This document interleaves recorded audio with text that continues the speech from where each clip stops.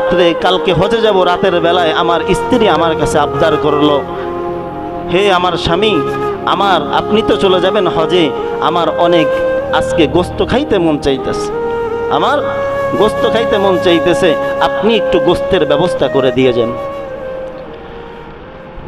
আল্লাহু আকবার।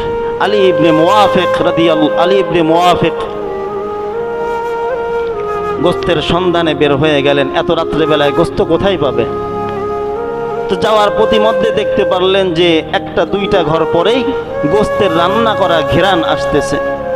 তা আলী ইবনে মুওয়াফিক যে ডাক দিলেন, হে আল্লাহর বান্দা, আমি কালকে হজে চলে যাব, আপনারা তো গোস্ত রান্না করতেছেন, আমাকে একটু গোস্ত দেন না, আমার স্ত্রী গোস্ত খাইতে তার মনে চাইছে।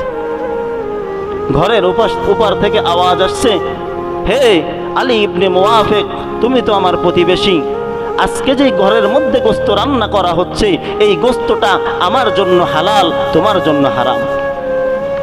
আমার জন্য হালাল, তোমার জন্য হারাম। আলী ইবনে মুওয়াফিক বললেন, হে আমার বন্ধু, হে আহবাব, এটা কেমন কথা? তুমিও মুসলমান, আমিও মুসলমান, একই গোস্ত তোমার জন্য হালাল, আমার জন্য হারাম কিভাবে হয়?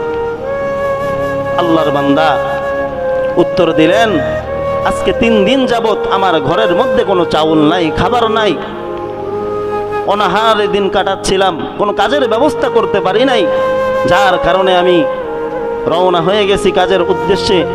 যাওয়ার সময় দেখলাম আমার স্ত্রী সন্তান সবাই ক্ষুধার যন্ত্রণায় বেহুশ হয়ে পড়ে আছে। আল্লাহর বান্দা বললেন, এই অবস্থায় আমি যখন কাজে বের হয়েছি, সারাদিন কাজ খোঁজার পরেও কোনো কাজ পাই নাই, সন্ধ্যাবেলায় দেখলাম আজকে যদি আমার স্ত্রী সন্তানদের কোনো খাবার তুলে না দিই, তাহলে তারা আজকে ঘর থেকে লাশ বের হবে, সবাই মারা যাবে। এই জন্য আমি বাধ্য হয়ে রাস্তায় আসার সময় দেখলাম যে মরা গাধার পড়ে আছে, তো মরা গাধা থেকে আমি কিছু গোস্ত কেটে আনলাম এবং সেটাই চুলায় রান্না করতেছি। তো আল্লাহর বান্দা বললেন যে মুসলমানদের জন্য তো গাধার গোস্ত খাওয়া কি নাই, হালাল নাই, কিন্তু জান বাঁচানোর ক্ষেত্রে খাওয়া কি আছে, হালাল আছে, যার কারণে এটা আমার জন্য হালাল, তোমার জন্য হালাল নয়, তোমার জন্য এটা হারাম। আলী ইবনে মুওয়াফিক চোখের পানি ছেড়ে কান্না করতে লাগলেন আর বলতে লাগলেন, আয় আল্লাহ, আমি হজে গিয়ে কি করব? আমার পাশের বাড়ির মানুষ, সে অনাহারে দিন কাটাচ্ছে, না খেয়ে আজকে তার করুণ অবস্থা। কাল কিয়ামতের মাঠে যদি আল্লাহ জিজ্ঞাসা করে, কোটি কোটি লক্ষ টাকা খরচ করে আমার দরবারে এসেছিস, কিন্তু নিজের পাশের বাড়ি